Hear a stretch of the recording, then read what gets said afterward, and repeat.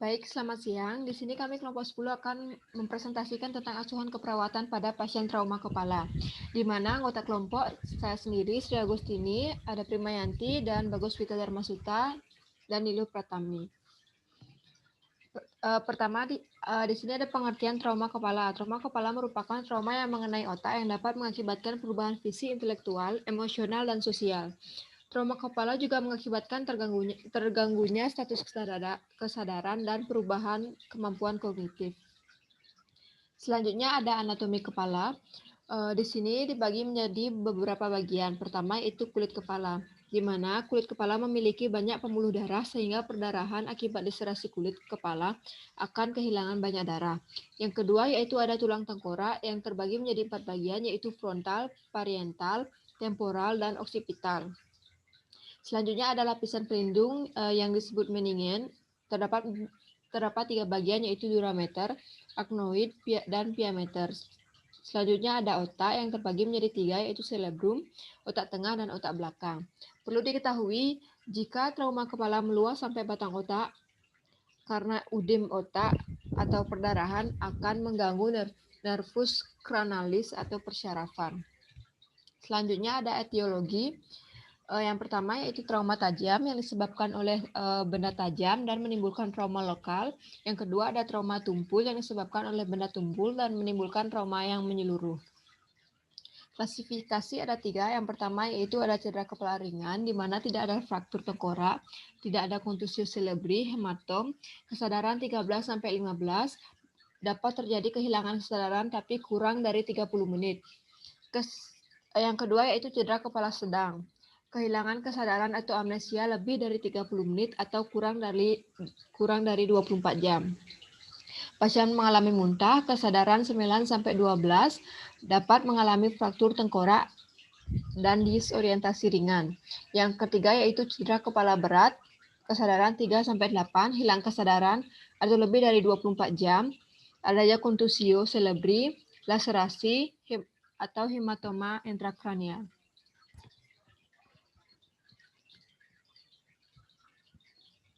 Selanjutnya ada WOC trauma kepala. Trauma kepala mengakibatkan terjadinya trauma otak primer dan sekunder. Pada trauma kepala primer mengakibatkan adanya kontusio dan laserasi pada kepala. Pada trauma kepala sekunder diakibatkan oleh respon biologis seperti kelainan metabolisme, hipoksemia, hematom, dan udim. Sehingga terjadi kerusakan sel otak dan meningkat. Peningkatan kerusakan sel otak ini mengakibatkan gangguan autoregulasi, peningkatan rangsangan simpatis, dan stres. Gangguan autoregulasi akan menurunkan aliran darah ke otak sehingga oksigen juga akan menurun. Penurunan oksigen akan menimbulkan gangguan metabolisme sehingga terjadi peningkatan asam laktan. Peningkatan asam laktan akan menyebabkan udim pada otak. Peningkatan rangsang simpatis akan meningkatkan tahanan vesikuler sistematis sehingga tekanan darah meningkat. Hal ini mempengaruhi tekanan pembuluh darah pulmonal sehingga terjadi tekanan hidrostatik, di mana tekanan hidrostatik ini akan menyebabkan kebocoran pada cairan kapiler. Kebocoran cairan kapiler akan menyebabkan udim paru sehingga menghambat difusi O2 dan mengganggu kardia output. Selanjutnya, peningkatan kerusakan sel otak akan mengakibatkan stres. Stres akan mengakibatkan kateloklamin sekresi asam lambung sehingga menyebabkan mual dan muntah. Selanjutnya, manifestasi klinis. Yang pertama yaitu perdarahan epidural, hematoma epidural. Yang kedua hematoma subdural, akumulasi darah antara durameter dan arachnoid. Yang ketiga hematoma subdural akut dengan gejala 24-48 jam setelah cedera. Yang keempat hematoma intrakarnial dan fraktur torak. Komplikasi yang dapat terjadi pada pasien trauma kepala yang pertama yaitu kejang pasca trauma, apraksia, amnesia, kebocoran cairan cerebrospinal, defisit neurologis, edema cerebral, dan herniasi.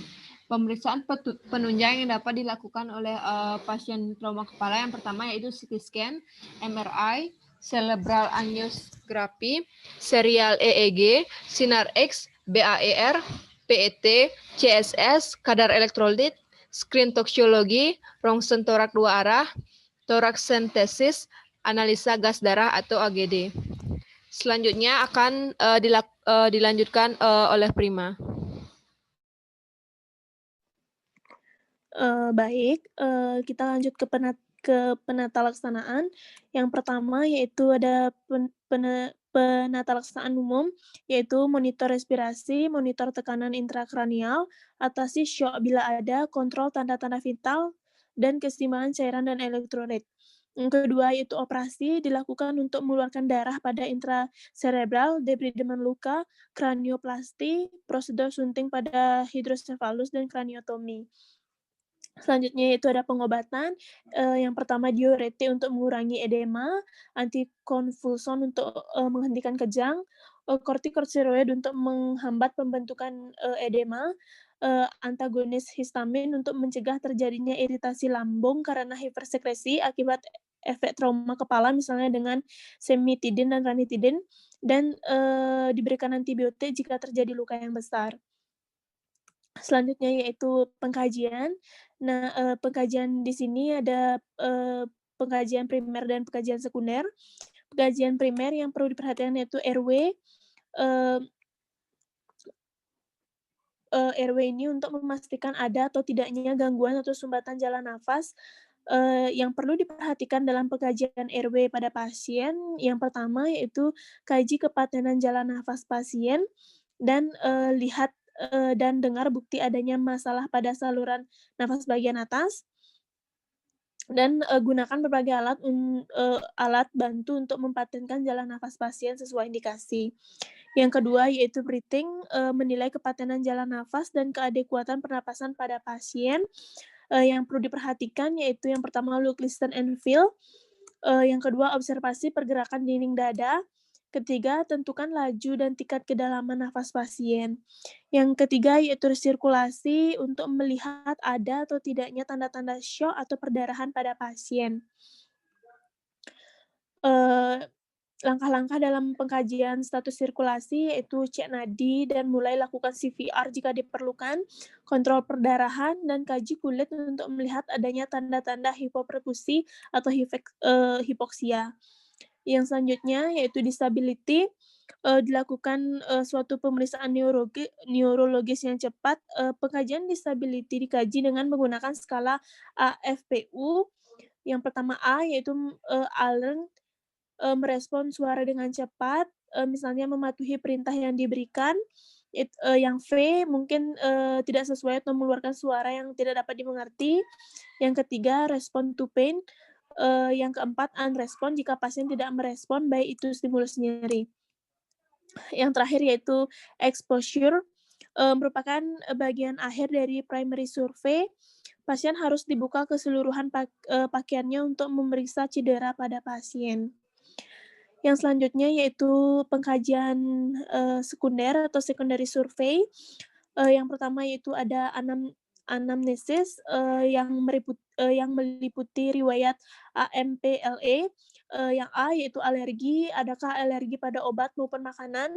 M yaitu medikasi atau obat-obatan. P riwayat medis pasien. L last meal, obat atau makanan yang baru saja dikonsumsi. E yaitu hal-hal yang bersangkutan dengan sebab cedera. Anamnesis juga meliputi identitas pasien yang meliputi nama, umur, jenis kelamin, tempat tanggal lahir, golongan darah, pendidikan terakhir, agama, suku, status perkawinan, pekerjaan, tinggi badan, berat badan, dan alamat. Ada identitas penanggung jawab, riwayat kesehatan. Riwayat kesehatan ini meliputi riwayat kesehatan sekarang, riwayat kesehatan dulu, dan riwayat kesehatan keluarga. Selanjutnya yaitu pemeriksaan fisik. Pemeriksaan fisik yang pertama diperiksa adalah kesadaran pasien, apakah kompos mente, somnolen, atau koma. Selanjutnya ada kepala, lakukan inspeksi dan palpasi pada seluruh kepala untuk mengetahui adanya pigmentasi laserasi, massa, fraktur, ruam, perdarahan, nyeri tekan, dan luka. Jika terdapat luka, tentukan lokasi luka, luas, dan warna luka. Selanjutnya ada toraks, inspeksi dinding bagian depan, samping, dan belakang untuk mengetahui luka, lecet, memar, ruam, eksimosis, bekas luka, frekuensi dan kedalaman pernapasan, kesimetrisan ekspansi dinding dada, dan penggunaan otot bantu pernapasan.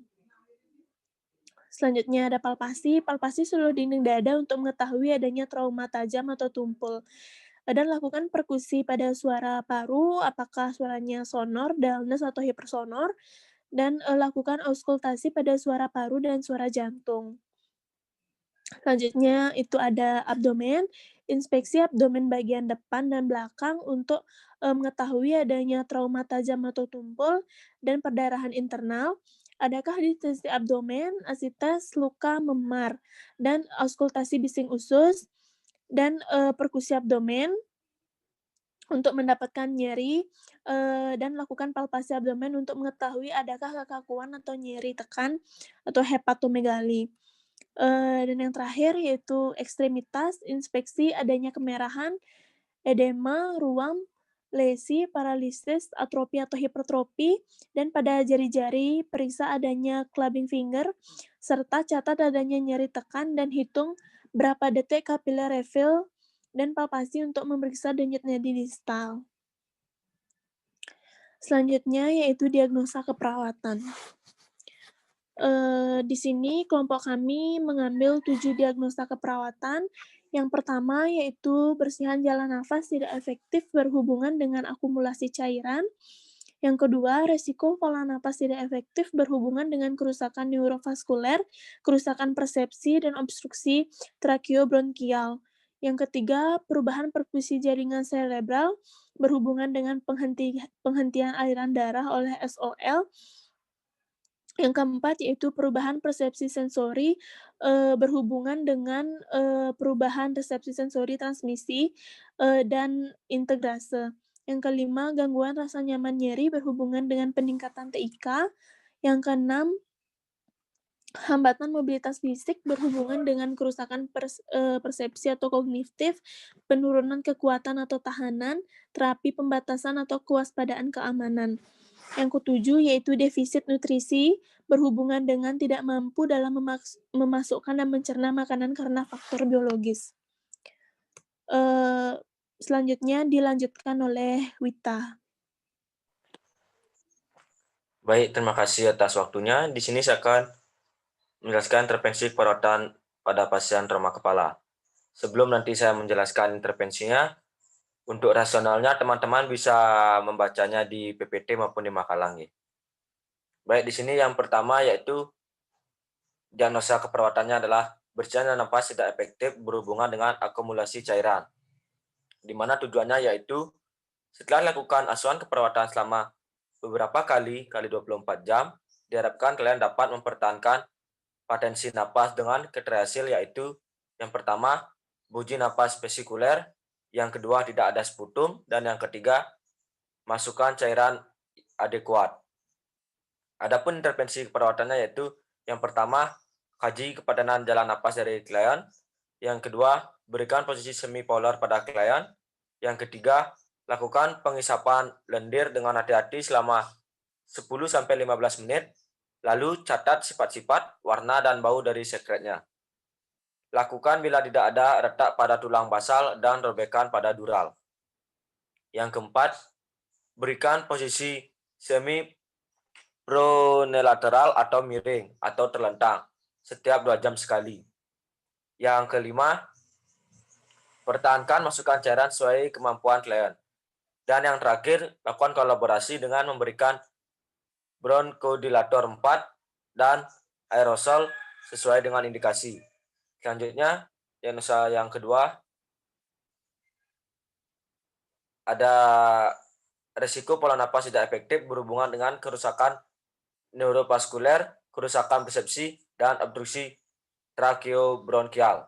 Di mana tujuannya yaitu setelah dilakukan asuhan keperawatan selama beberapa kali 24 jam, diharapkan klien mempunyai pola pernapasan yang efektif dengan kriteria hasil, yaitu yang pertama, pola napas pada klien normal dengan iramanya teratur, respirasinya 16-24 kali per menit.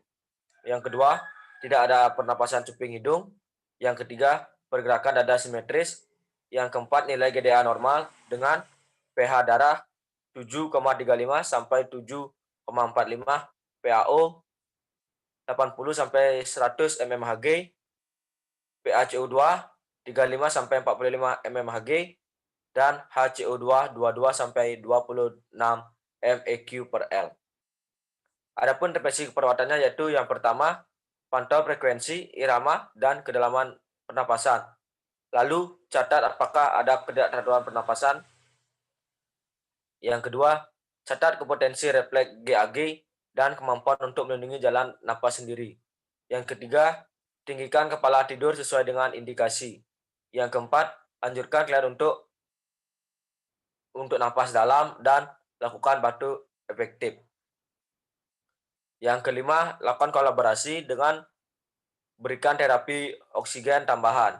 Dan yang terakhir, selalu pantau analisa gas darah, tekanan, dan tekanan oksimetri. Yang ketiga,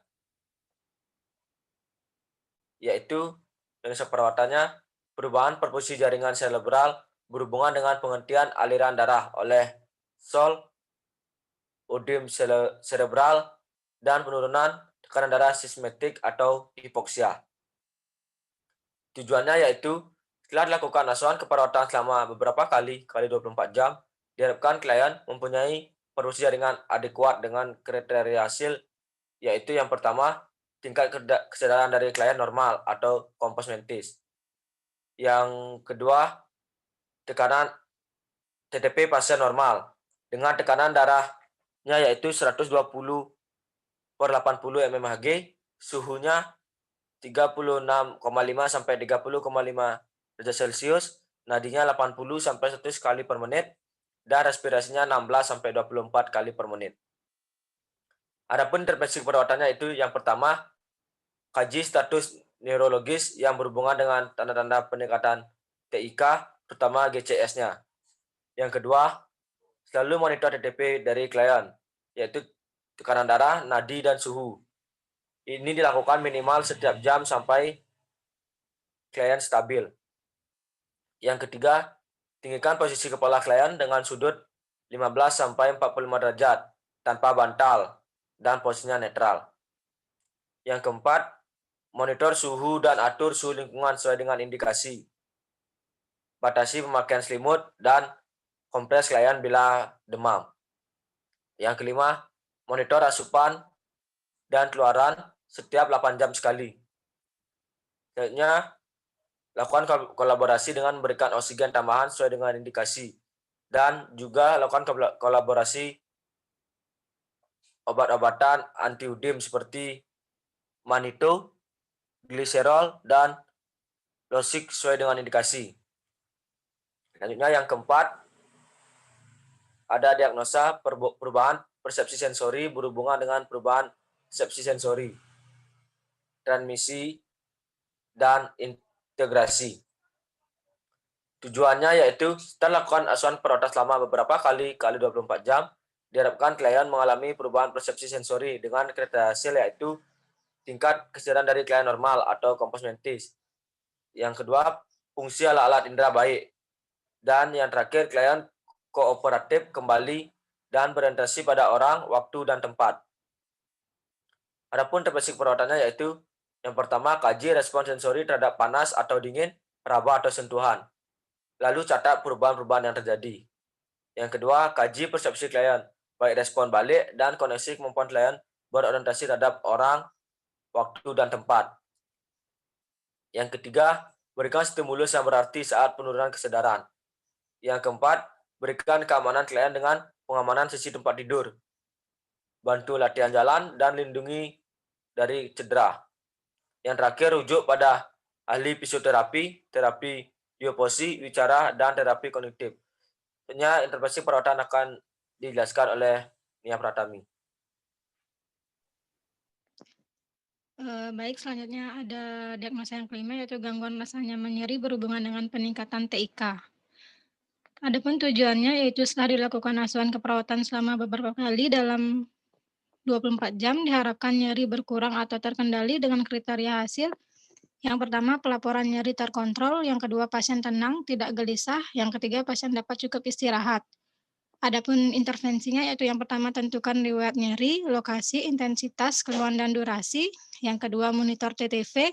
Yang ketiga, buat posisi kepala lebih tinggi 15-45 derajat. Yang keempat, ajarkan latihan teknik relaksasi seperti latihan napas dalam. Dan yang kelima, kurangi stimulus yang tidak menyenangkan dari luas dan berikan tindakan yang menyenangkan seperti masas. Selanjutnya, diagnosa yang keenam.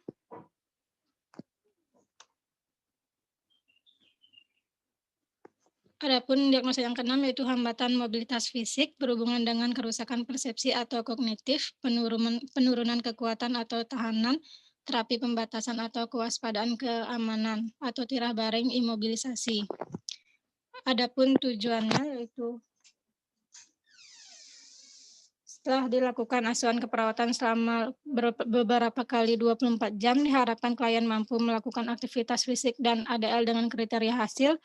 Yang pertama, klien mampu pulih kembali pasca akut dalam mempertahankan fungsi gerak. Yang kedua, tidak terjadi komplikasi seperti dekubitus, bronkopneumonia, tromboflebitis, dan kontraktur sendi. Yang ketiga, mampu mempertahankan keseimbangan fungsi tubuh. Adapun intervensinya yaitu yang pertama, periksa kembali kemampuan dan keadaan secara fungsional pada kerusakan yang terjadi. Yang kedua, kaji tingkat kemampuan mobilitas dengan skala 0 sampai 4. Yang ketiga, atur posisi klien dan ubah posisi secara teratur tiap 2 jam sekali bila tidak ada kejang atau setelah 4 jam pertama. Yang keempat, bantu klien melakukan gerakan sendi secara teratur. Yang kelima, pertahankan linen tetap bersih dan bebas kerutan. Dan yang terakhir, bantu untuk melakukan latihan rentang gerak aktif dan pasif. Selanjutnya, diagnosa yang ketujuh. Defisit nutrisi berhubungan dengan tidak mampu dalam memasukkan dan mencerna makanan karena faktor biologis. Adapun tujuannya yaitu setelah dilakukan asuhan keperawatan selama beberapa kali 24 jam, diharapkan defisit nutrisi terpenuhi secara adekuat dengan kriteria hasil. Yang pertama, mempertahankan berat badan dalam batas normal. Yang kedua, klien mampu menghabiskan setengah porsi makanan yang disediakan. Yang ketiga, klien mengalami peningkatan nafsu makan. Adapun intervensinya yaitu yang pertama, kaji pemenuhan kebutuhan nutrisi klien. Yang kedua, kaji penurunan nafsu makan klien. Yang ketiga, jelaskan pentingnya makanan bagi proses penyembuhan. Yang keempat, ukur tinggi dan berat badan klien. Yang kelima, dokumentasikan masukan oral selama 24 jam, riwayat makanan, jumlah kalori dengan tepat. Yang keenam, ciptakan suasana makan yang menyenangkan. Dan yang terakhir, berikan makanan selagi hangat. Selanjutnya ada implementasi dan evaluasi. Implementasi, pelaksanaan atau implementasi merupakan tahap keempat dalam proses keperawatan dengan melaksanakan berbagai strategi keperawatan atau tindakan keperawatan yang telah direncanakan. Dalam tahap ini, perawat harus mengetahui berbagai hal, diantaranya bahaya fisik dan perlindungan kepala pasien, teknik komunikasi, kemampuan dalam prosedur tindakan, pemahaman dalam hak-hak pasien dan perkembangan pasien. Dalam tahap pelaksanaan ada 3 tindakan, yaitu tindakan mandiri, delegatif, dan tindakan kolaborasi. Dan yang terakhir ada evaluasi. Evaluasi adalah tahap akhir dari proses keperawatan yang merupakan perbandingan yang sistematis dan terencana antara hasil akhir yang teramati dan tujuan atau kriteria hasil yang dibuat pada tahap perencanaan. Evaluasi terbagi atas 2 jenis, yaitu evaluasi formatif dan evaluasi formatif. Evaluasi formatif dan evaluasi sumatif. Perumusan evaluasi formatif ini meliputi 4 komponen yang dikenal dengan istilah SOAP, yakni subjektif, data berupa keluhan pasien, objektif, data hasil pemeriksaan, dan analisa data dan perencanaan. Baik, sekian pemaparan materi dari kelompok kami. Akhir kata saya ucapkan terima kasih.